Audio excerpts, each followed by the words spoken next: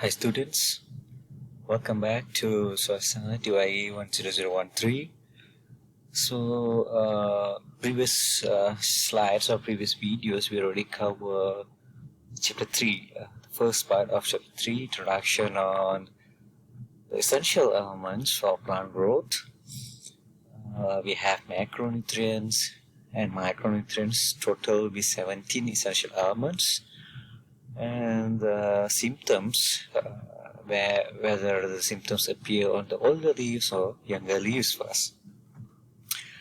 Now we are moving to categories of fertilizer. During our lab session that day already explained that we have three types of, we have a lot of categories. Either we can class it into organic fertilizer or inorganic fertilizer. Or if it's inorganic fertilizer, we can subclass or divide it into three types of fertilizer. That is compound fertilizer, straight fertilizer, and also complex fertilizer. Okay, back to our topic today. It's an example of fertilizers for each categories. Excuse me. Right, for organic fertilizer, any type of fertilizers that contain carbon naturally occurred. So, example, if questions come out in exams, you can put, you can list down examples such as compost, EFB. EFB means empty fruit bunch, or chicken dung, cow dung, vermicompost. These kind of things are examples for organic fertilizer. While for inorganic or chemical fertilizers, we can class it into a compound fertilizer or straight fertilizer. As I explained last week, compound means a mixture of all the NPK, all the nitrogen, phosphorus, potassium elements, and they make it. They put in the mixture and mix with clay, so that all the nutrients will be blended together. And if you collect one, how to say, you will collect one piece or one fertilizer contains of NPK.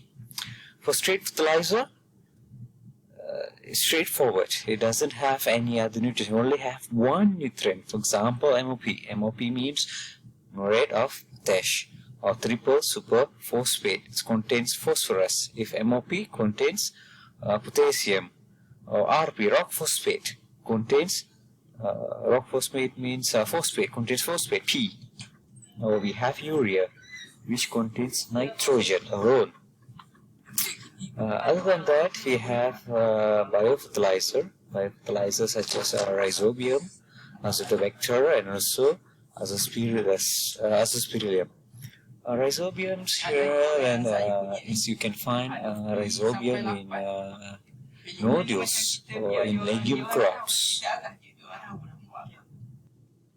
Okay, we have a lot of biofertilizers actually.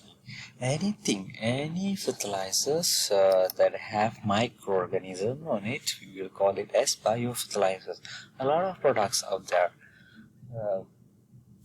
If you have EM is a type of biofertilizer, or any what we call fertilizers that have silicon that can trap microbes. Also we can classify this as biofertilizers. Okay, fertilizers.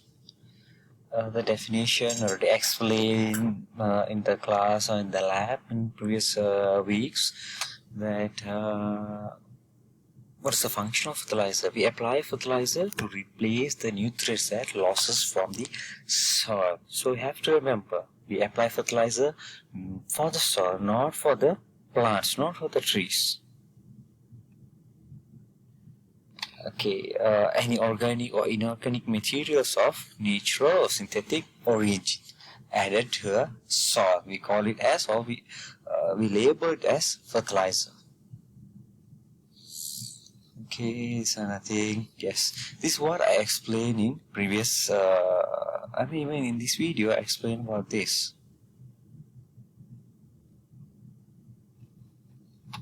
Okay, organic fertilizer. Apart from this, we also have bone meal. Okay, bone meals and also fish meal.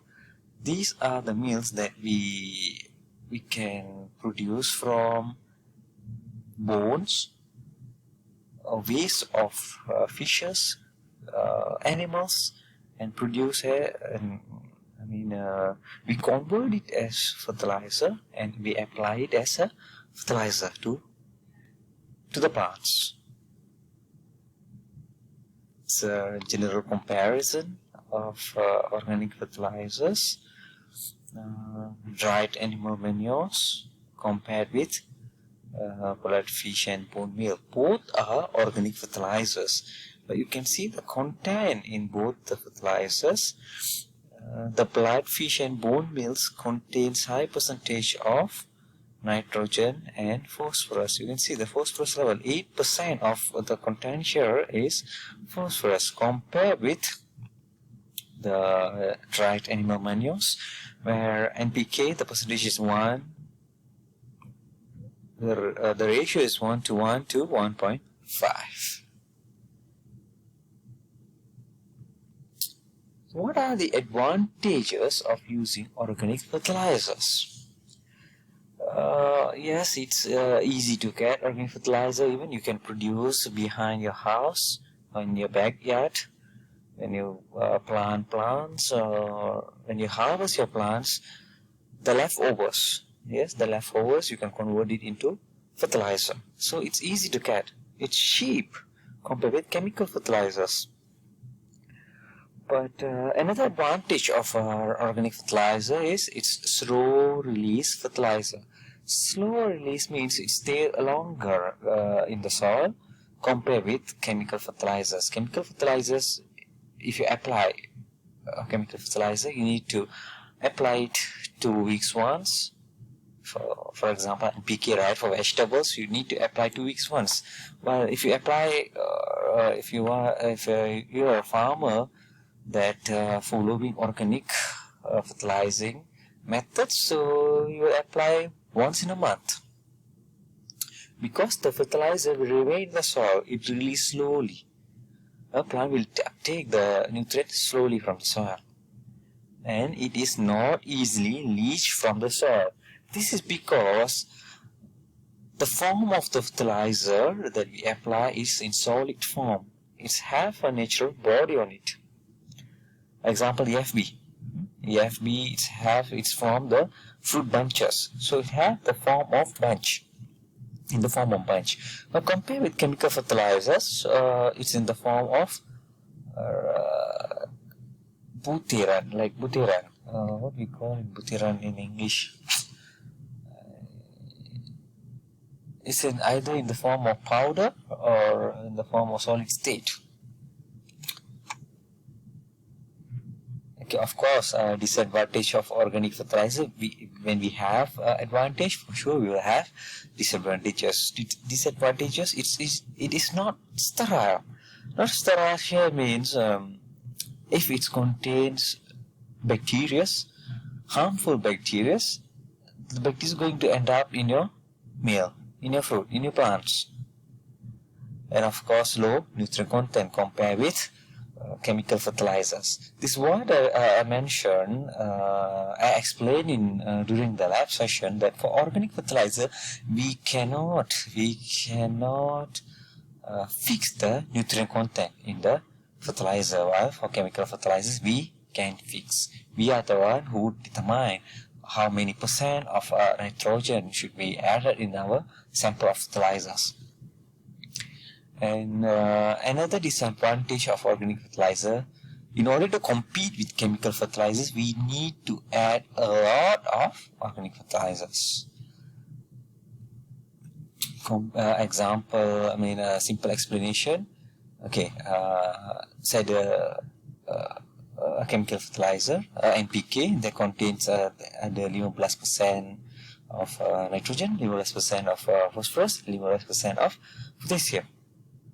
Tapi kalau saya ambil EFB mungkin nitrogen level dia 2%, potassium level dia 30%, phosphorus mungkin 15%. So saya nak pokok saya hijau. So hijau, kalau saya compare chemical dengan organic fertilizer di sini, chemical fertilizer saya mengandungi 15%. Manakala saya punya organic fertilizer hanya 2%. So saya kena apply 7 kali ganda. Kalau saya apply 1 kilo of NPK, saya kena apply 7 kilo of EFB untuk mendapatkan nitrogen level yang sama. Ini yang explain. This is what is mentioned here. Need in large amount. Okay, inorganic fertilizers are fertilizers that normally produce in factories that we produce following using our own formulas. You can see it's mentioned here inorganic fertilizers. It's not chemical fertilizers. It contains natural elements. We are producing it from using rocks. We break the rocks to produce TSP, MOP. So this is not chemical fertilizer. It's minerals that are available in soil, in nature. Only here is mentioned chemical products. Chemical products, this is why we call it as chemical product, because it doesn't contain carbon. Advantages of inorganic fertilizer, kita boleh buat dia mengikut kehendak kita dengan nutrient ratio yang kita nak. Saya pun dah explain benda ni kan. And mudah untuk dapat. Kita pergi nursery mana-mana pun boleh dapat NPK tu. Lepas tu disadvantage dia mahal. Lebih mahal compare dengan chemical organic fertilizer.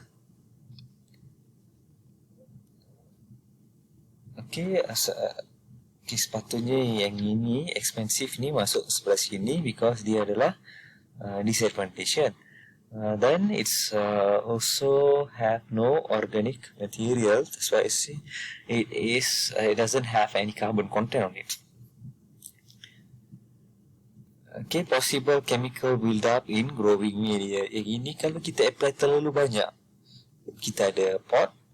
Ini saya dah tunjuk gambar. Saya tunjuk dekat nursery hari itu. Kalau untuk fertigation, example untuk fertigation kan, inorganic fertilizer kan kita apply. Apa yang saya explain hari itu, kalau kita apply banyak fertilizer A itu, terlalu banyak, media tu akan nampak hijau. Why it looks like greenish in color? Because excess of nitrogen. Nitrogen terlebih. Pokok tak perlukan banyak nitrogen tu. So what will happen? It stay in the soil.